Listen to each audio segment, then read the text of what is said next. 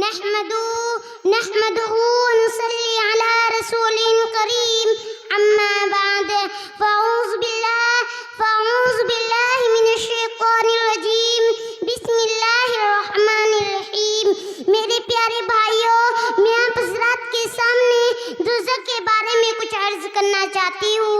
اللہ سے دعا کیجئے کہ مجھ کو صحیح پڑھنے کی اور آپ کو اس پہ عمل کرنے کی توفیق عطا فرمائے، آمین۔ اللہ اور اس کے رسول صلی اللہ علیہ وسلم نے ہم کو دوزخ کے عذاب سے بار بار ڈرایا۔ دوزخ بہت خوفناک جگہ ہے، دوزخ بہت برا ٹھکانہ ہے۔ دوزخ میں آگ ہے، اژدھا ہے، بچھو ہے، قسم قسم کی زہریلے جانور ہے، طرح طرح کے خوفناک عذاب ہے۔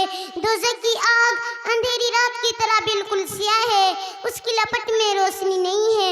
حضور صلی اللہ علیہ وسلم نے فرمایا، دوزخ کی آگ کو 1000 برس تک دہکایا گیا تو سرخ ہو گئی، پھر 1000 برس تک دہکایا گیا تو سفید ہو گئی، پھر 1000 برس تک دہکایا گیا تو سیاہ ہو گئی۔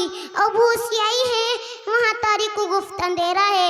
رسول اللہ صلی اللہ علیہ وسلم روایت کرتے ہیں کہ تم آگ جو اپنے گھروں میں جلاتے ہو، دوزخ کی آگ 70 حصوں میں سے ایک حصہ ہے۔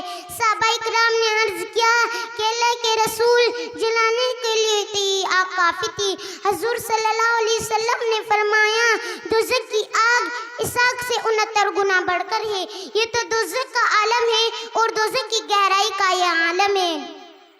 حضرت ابو ہریرہ روایت کرتے ہیں کہ ہم لوگ رسول اللہ صلی اللہ علیہ وسلم کی خدمت میں بیٹھے ہوئے تھے، جب ہمیں کس چیز کی گرنے کی آواز سنی، ہم نے عرض کیا کہ اللہ اور اس کے رسول ہی زیادہ بہتر جانتے ہیں۔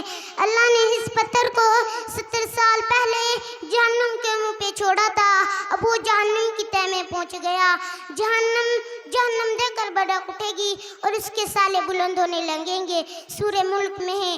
دوزخ میں سب سے ہلکا یہ عذاب ہوگا، دوزخی کو آگ کے جوتے پہنا دیے جائیں گے، جس سے گرمی سے اس کا دماغ گلے گا۔ وہ سمجھے گا کہ سب سے زیادہ عذاب مجھے کو ہو رہا ہے، حالانکہ وہ سب سے ہلکا عذاب ہوگا۔